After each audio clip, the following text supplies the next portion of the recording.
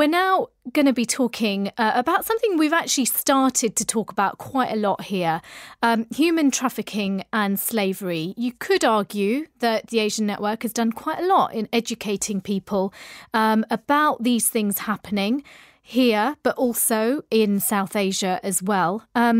Maybe some of you are shocked that this is actually still an issue in 21st century Britain. Well, you'll know that now we have a law as well in this country against modern slavery, which is a fairly new thing.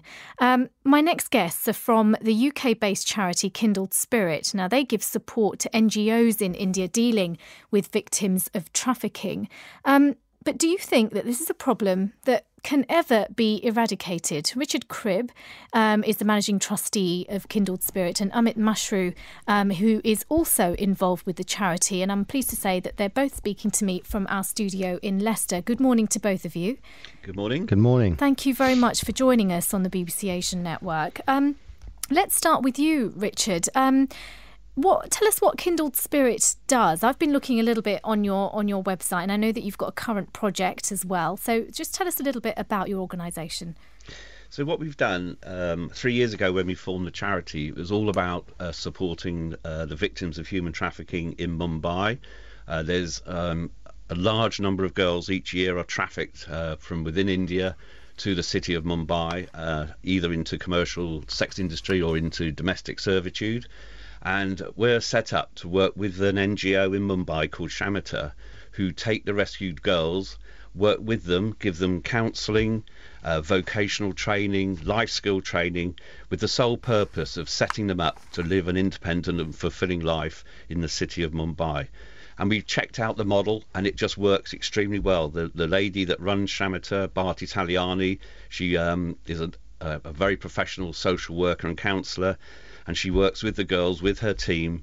And over the last 3 years, the numbers of girls that they've actually supported in Mumbai has gone from around about 10 to nearly 500 today. So in that 3-year period, they really are making a big impact to, albeit a small number of girls, but nonetheless, each and every life that is put back together again is worth it. And what sort of, when we're talking about trafficking and we're talking about sex work, effectively, these girls are taken from wherever they may live in India and put into the sex industry in Mumbai. Effectively, they become prostitutes. Is that right? That's correct, yes. So basically, they're trafficked from within India itself, primarily. So usually from the north, and they're trafficked down through Delhi, down into Mumbai. And as you quite rightly say, they're then set up in brothels in Mumbai, in Kamatipura, which is one of the largest red light districts in Asia, and basically sold. And that's the word, they're sold. I remember, Richard, interviewing a former sex worker just a few months ago, actually. It's a very similar model in that, NGOs go in and educate these girls, and more often than not, it is young girls, from the age of sort of 12. Educate them, ensure that they get, their 11th standard or whatever it is, the sort of A-level route, GCSEs and A-level route in India. And some of those have actually been successful enough with the mentoring that they've received from these NGOs in order to then apply to go to university and get degrees.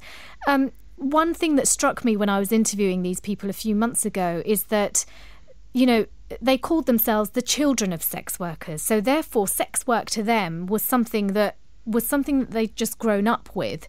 And there was almost, we would call it, I suppose, this complicitness amongst the parents that this is what we do. But in the cases that you've seen, would you say that, ultimately these girls are sold by their families or they're kidnapped, or is it just a big mixture, that you're dealing with so many different levels of, I suppose, the roots into sex work?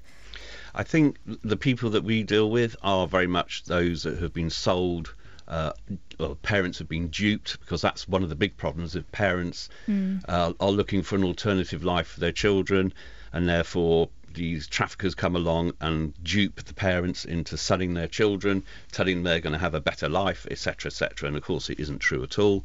And And so, yes, the girls that Shamatha deals with are very much those girls that have been sold or have been duped into the commercial sex industry. The organisation you're talking about is a wonderful organisation, the Apne Up Women's Collective in Mumbai. Yes. And I met the president of that, Ashika Mehta, and they are so proud of that girl that was going to university in America. That is absolutely brilliant. And the work that they do is fantastic. But it is different to what Shamatha does, because they're working directly with prostitutes in Mumbai who then go on to have children, and they look after those children just to make sure they themselves don't fall into the same line of work. And they've been very successful in doing that. But we're talking about something different, where tens of thousands of girls each year are trafficked into Mumbai to satisfy the needs of people, and it's just horrific. Yeah, what sort of conditions are these girls living in? Well, I actually went down there into Kamatipura the year before last, or last year, in fact, last February, and it's a very dark and dangerous place. So it's horrible conditions. I mean, clearly I wasn't able to go down the side streets because that's quite a dangerous place to be, but the conditions they're in are truly shocking. This sort of work, we know that NGOs, since I suppose that film where it's really put slums and slum work on, I suppose, the international agenda, since the Danny Boyle film. But before that, were NGOs doing this type of work to go in and rescue girls from sex work? Or have you seen it ramp up more? I suppose since it's been on the international agenda, because ultimately the reason why I asked that question is because it's in government's interest to help NGOs. Do you find that there is any help from the Indian government? I asked that very question actually, and I think the answer is it is on the agenda.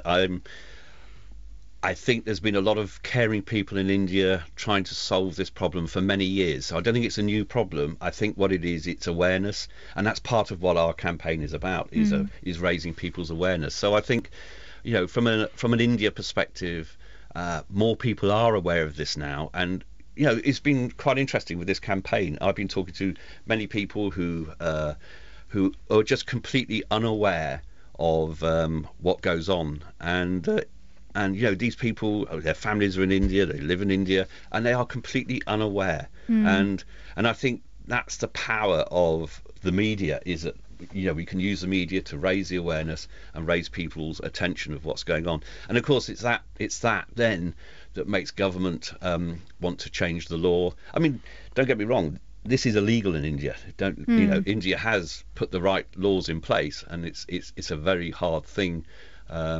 It's just trying to stop it is the real problem, isn't it? It is hard. It is very hard. Can I just touch on what Richard said? Yeah, Amit, I was going to bring you in, actually. Yeah, please do come in. What is your involvement with Kindled Spirit? So my involvement, my family's involvement, is about drumming up support and engaging the local community and raising awareness. And that's what I'm really trying to achieve here, is that the awareness just isn't there in the community. Lots of people go to India on holidays, they see the 5-star hotels, they see the restaurants, they do the shopping. You see people in the streets, and people have charities they donate to, but this charity, the way it's different is it's helping empower children there who are victims of crime at no fault of their own. And it's really about raising that awareness and showing people that there is this dark side to India and this dark side to Mumbai that we just don't know about. It's the most popular destination in India for tourists, and even in the industry I work in the wedding industry, and all of my brides go out there to do their shopping, and they have talked to me about these great trips they had. But then they don't see this part, and we don't know this part exists. I didn't know it existed until I met Richard and got involved with the charity. Well, you say we don't know. Is it that, I suppose, as NRIs, we turn a blind eye to it because it's a site that we wouldn't necessarily want to see? We know that there are no-go areas in India, don't we? Yes, yeah, you're absolutely right. Often it's because we know that either you could be mugged, you could be murdered, or it's that level of crime that is life-changing that you could be impacted by. Especially, I remember the first time I went to India, which was, I don't know, probably about 2001, so fairly late, I would say. In terms of I kind of grew up here and didn't see any of India until, I was sort of in my early 20s. And somebody that we were with at the time, we said, oh, we really want to go to the, like the Jor Bazaar, and it was kind of evening. And they said, no, you can't go there. It's not safe now for Westerners to go there, especially sort of Indian Westerners, if you like, because it turns into, overnight, it turns into a very, very dangerous place because it's full of prostitutes and they're pimps. No, you're absolutely right. And it's something I guess people close their eyes to, but what we need to do as British Asians and people in the community here is really try and help these people and make sure this doesn't happen and change that part of India, and that's what we're striving to do. Okay, well look, we are talking to people behind a charity called Kindled Spirit. They go out in India and support NGOs to help girls escape trafficking, modern day slavery, sex work, that kind of thing. And after this track, we're going to talk to them about how you can help and just how they're campaigning and their current campaign, which involves various restaurants in and around the country. You're listening to The Big Debate on the BBC Asian Network. I'm Sheetal Parmar. It's 11:35 and we're talking about a charity called Kindled Spirit, which helps NGOs in India deal with victims of trafficking and other sex crimes. And I want to talk to you today about what you think you could do to help. Richard Cribb is the managing trustee of Kindled Spirit, and together with Amit Mashru, who's supporting the charity, and his family is involved in the charity as well. The two of you have started a campaign, well, your organisation has started a campaign to coincide with Navratri and with Diwali as well. What are you hoping to achieve with this campaign? Well, not just raising funds, but awareness as well. People want to know more about the charity, then please visit the site, which is kindledspirit.org.uk, and you can find out all the information that you need. It's such a great cause, and if you want to donate to it, you can text K-Spirit to 70800. What we're trying to achieve over this festive time, families are together, people are together, there's lots of people in the community, lots of exciting things happening, and it's a great time for people to really hit home and see what is happening in India and what they can do to help these girls. At this time of year, these poor girls, they're not going to be able to celebrate the way we are here. They're not going to see the festivities, the greats, they're going to live that dark life, and that happens all throughout the year in India, and it's really about raising awareness and educating people here and across the world that this is happening and we need to do something to stop this and give these girls a life back. So if people here in the charitable mode that they're in often during Navratri and Diwali, if somebody donated, say, £50, what is that money going to go towards? Are you able to say? Yes, of course. Shamata is an NGO based in Mumbai, and their sole purpose, as we've talked about, is supporting these girls and rebuilding their lives. So where the money goes towards is bringing in professional counsellors so that the girls, when they are first rescued, they're hugely traumatised because obviously the horrendous things that have been happening to them over the however many months or years they've been in captivity. So that requires, very professionally, very skilled people to actually bring them back to some degree of normality. And I've seen that happen over the months and years that I've been working with Shamata.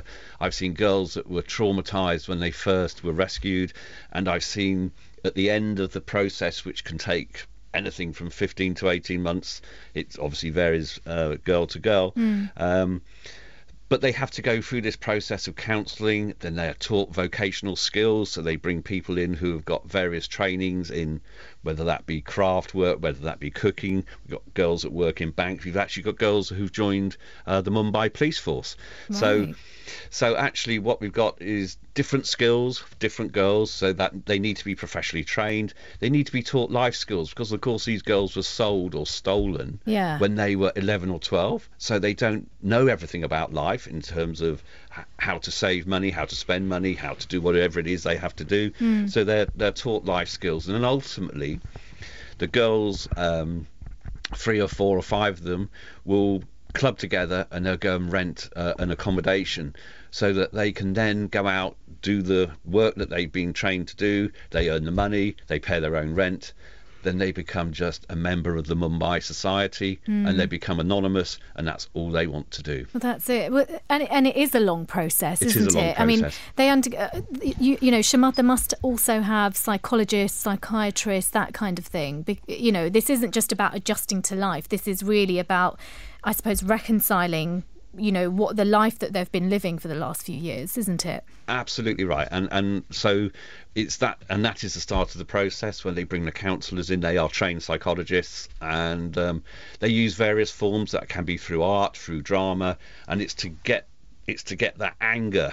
If they ever can get it all out, I don't know, but it's to get as much of that anger and adjustment right from the outset, so that the girls can then start the path to recovery, because there is so much damage done psychologically through the trafficking process. Yeah.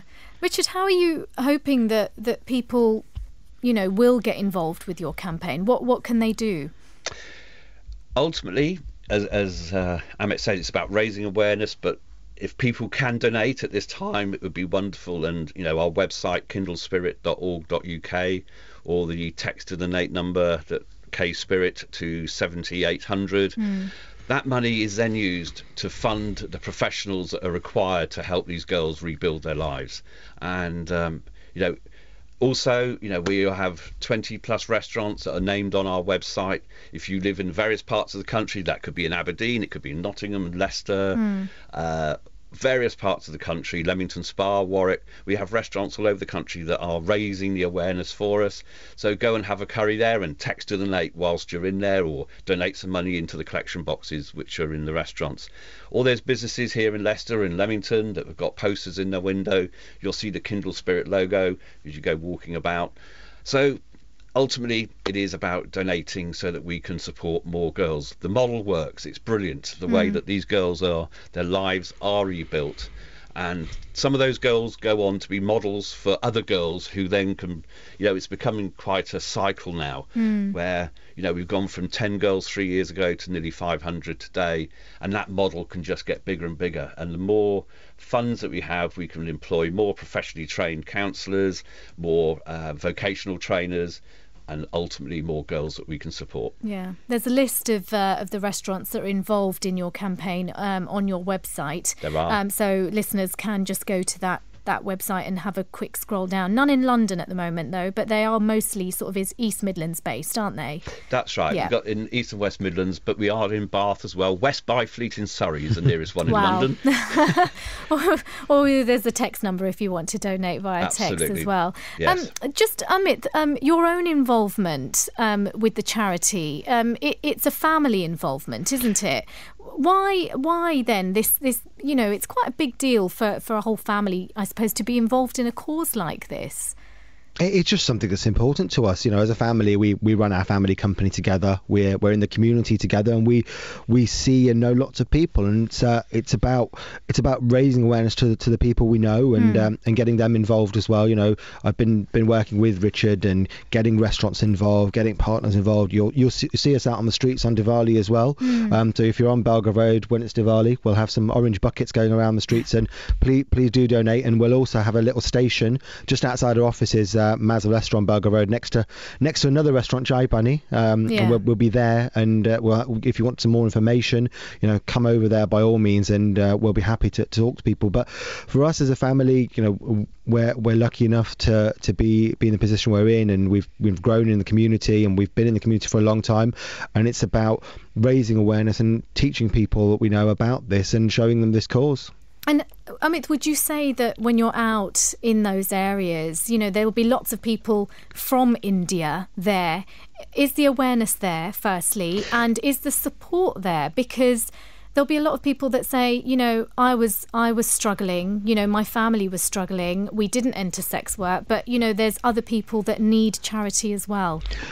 And I totally understand that. I think the key to this is these girls didn't do this by choice. You know, they've been trafficked into it. A lot of the time, out in India, when there's natural disasters, you see the traffickers. They gather around the cities and literally pull girls out whose parents have died and whose families have been split up, and they take them into this trade.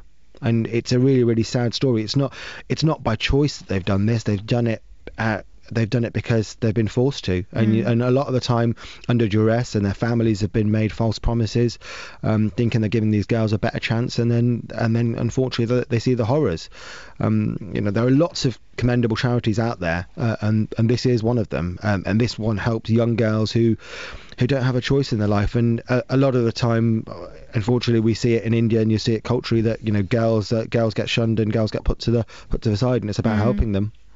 Do you find, and this is for you, Amit, or for Richard, I mean, the girls that have gone through the programme to, help educate them, to give them counselling, to really come to terms with the, what they've faced in the sex industry, are they fairly open about the life that they've left behind? And I say that in a way quite open-heartedly, because the person that I spoke to just a few months ago, who was a sex worker, she'd been through the counselling, she'd had various sessions with a psychiatrist, and she'd really come to terms with it, and she was so positive. But that's not the initial stage, is it, for a lot of these girls? They're so young, and they've faced such high levels of abuse, most of them. That's right. And I have they come to terms with it? I think they've come to terms with it within themselves. I've never seen any of the girls, when I've been out there, talking openly about what happened to them. They tend to, certainly, you've got to remember, I'm probably quite a scary prospect to them. I'm a male, and so they probably won't open up to me as much as they'd open up to an Indian female. So I think it's probably hard for me to answer that question. All I would say, though, is you can tell how people are behaving just by their, almost like their body posture and stuff like that. And these girls, that once they've been through this process, are clearly in a far, far better state than they were when the process began, and they do go on to lead very normal lives. So that lady that I talked to you about regarding who joined the Mumbai police force, when she walked into the offices, she was just a Mumbai policewoman to me. When she walked out of the offices, Bharti, the CEO of Shamta, said to me, "She used to be one of our girls, and you would never have known it." She was so confident the way she walked in. She was so confident when she was talking, and confident when she left.